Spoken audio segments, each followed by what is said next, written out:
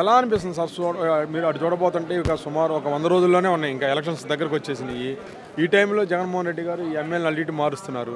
ఎంతవరకు వాళ్ళు మళ్ళీ గెలవగలుగుతారు? పార్టీ మీద అసంతృప్తి రాదంటారా? ఖచ్చితంగా రాదు సార్, రాదు, ఖచ్చితంగా రాదు. ఎందుకంటే మరి జనాల్లో ప్రజలకు దగ్గరైన వాళ్ళని మరి మొదటి నుంచి కూడా ఆయన కొన్ని టీములతోటి సర్వే చేయించారు.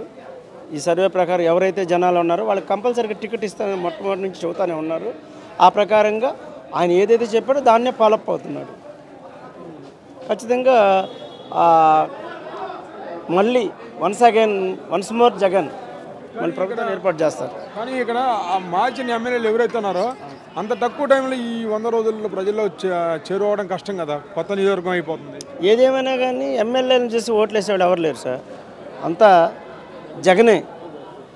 ఆన్ ఫేస్ వాల్యూని చూసి ఓట్లు వేయటమే, అంతేగాని ఎమ్మెల్యేలు చేసినప్పటికి కూడా ఆయన ద్వారానే జరిగింది. ఏదైనా కానీ ప్రభుత్వం ఏర్పాటు అయినా ఓటింగ్ అయినా కానీ జగన్ ఫేస్ వాల్యూ జగన్ చూసి ఓట్లు వేసే పని అయితే మరి ఎక్కడ అక్కడ ఉంచవచ్చు కదా, మార్చడం ఎందుకు? ఎక్కడ అంటే జనాలకి నేను మేలు చేస్తానని చెప్పాడు కదా, నువ్వు కాకుండా నీ పని నువ్వు చేసుకుంటా జనాలు పట్టించుకోకపోతే మరి అలాంటి వాళ్ళు మార్చాలి కదా, ఇచ్చిన మాట కట్టుబడి ఉండాలి కదా. ఆ ఉద్దేశంతో ఆయన మారుస్తున్నాడు.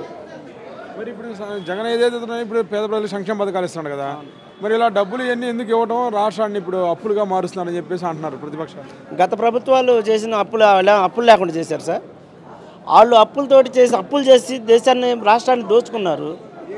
ఈరోజు అప్పులు చేసినప్పటికి కూడా పేద ప్రజలకి ఆ ఫలాలని అందుతున్నాయి.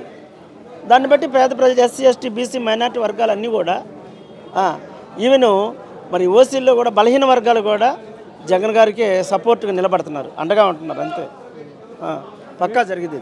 మీరేమనుకుంటున్నారు, మళ్ళీ జగన్ ఈసారి ముఖ్యమంత్రిగా గెలుస్తాడు అనుకుంటున్నారా? ఖచ్చితంగా ఇంతకుముందు 151 కంటే కూడా ఇంకా అధికంగా సీట్లు వస్తాయని మేము అనుకుంటున్నాం. కానీ ఇక్కడ తెలుగుదేశం జనసేన రెండు పొత్తు మీద ఉన్నాయి కదా. జనసేన వల్ల ఆయన సీటు ఆయన గెలవలేకపోయాడు సార్. జనసేన వల్ల ఆ పార్టీకి నష్టమే కానీ లాభం ఏం లేదు. అంతే తెలంగాణ ఇచ్చారు. మరి ఒక ప్రాంతీయ పార్టీని పెట్టుకోవాలంటే కనీసం 10% ఓట్లు రావాలి. ఆ 10% ఓట్లు కూడా పొందలేని పరిస్థితి, చివరికి పార్టీ గుర్తును కూడా కోల్పోయినటువంటి పరిస్థితి. మరి ఆయన ఎట్లా నమ్ముతారు జనాలు?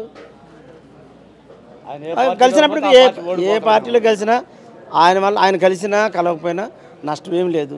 ఎంతమంది కలిసి వచ్చినా కానీ జగన్ గారు మళ్ళీ సీఎం.